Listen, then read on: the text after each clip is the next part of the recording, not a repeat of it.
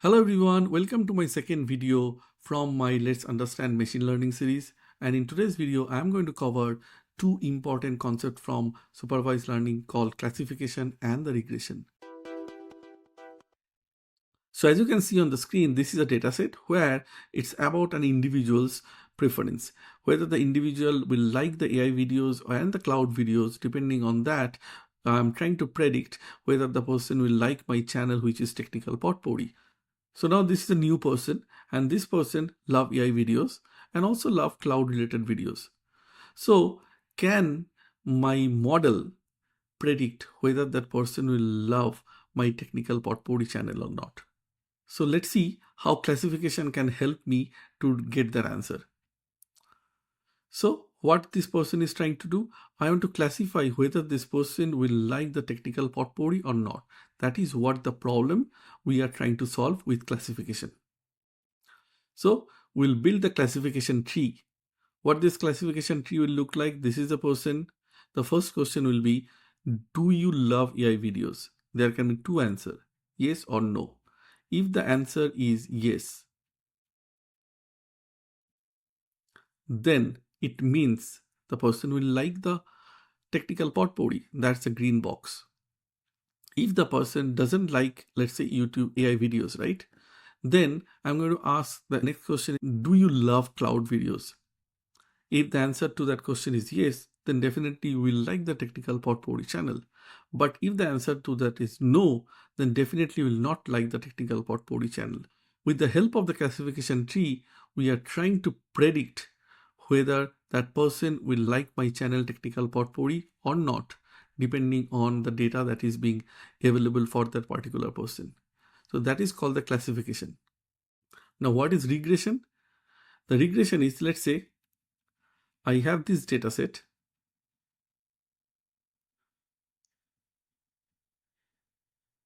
Now, if I try to plot this in a graph where the x is the weight and y-axis is the height, this is how the data will look like.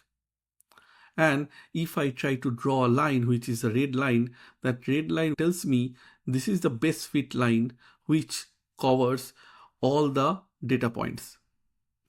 The data point that is being used to train the model. So there are 5 dots. So each of these 5 dots are individually a training data that is being used to train the model. And once the model is being trained, that's the red line is being generated, which is a best fit to the training data.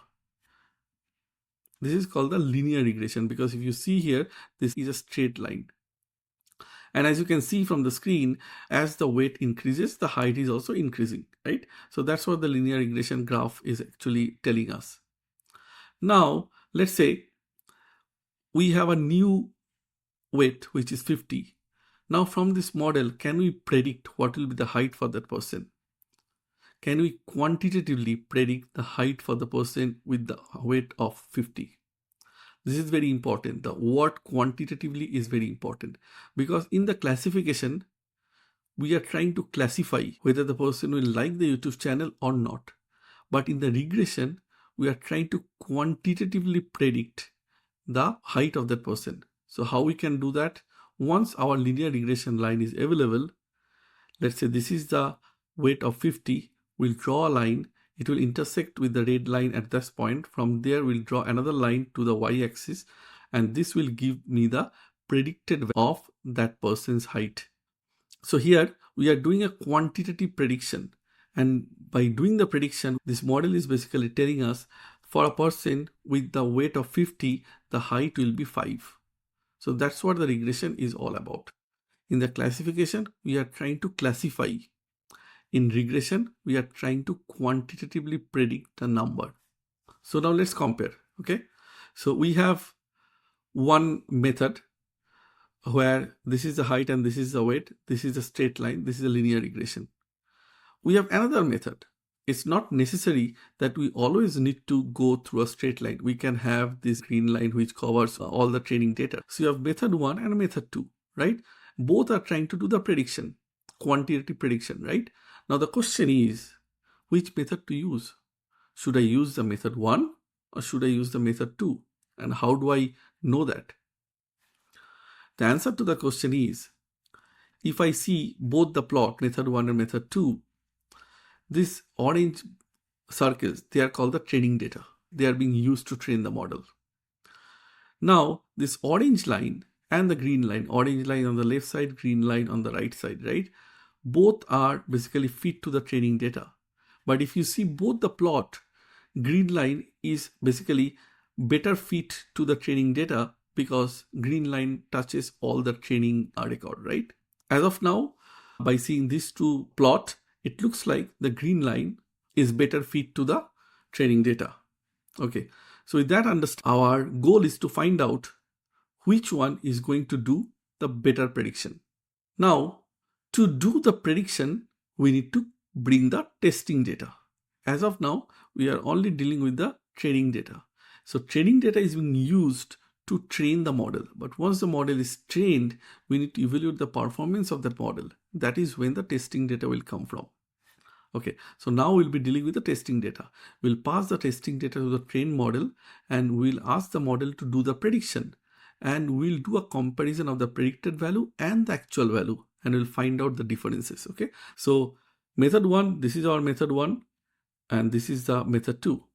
Now this brown circle, these are two testing data. And here also same testing data is being used on the method 2. Now the model is telling here, this is the predicted value.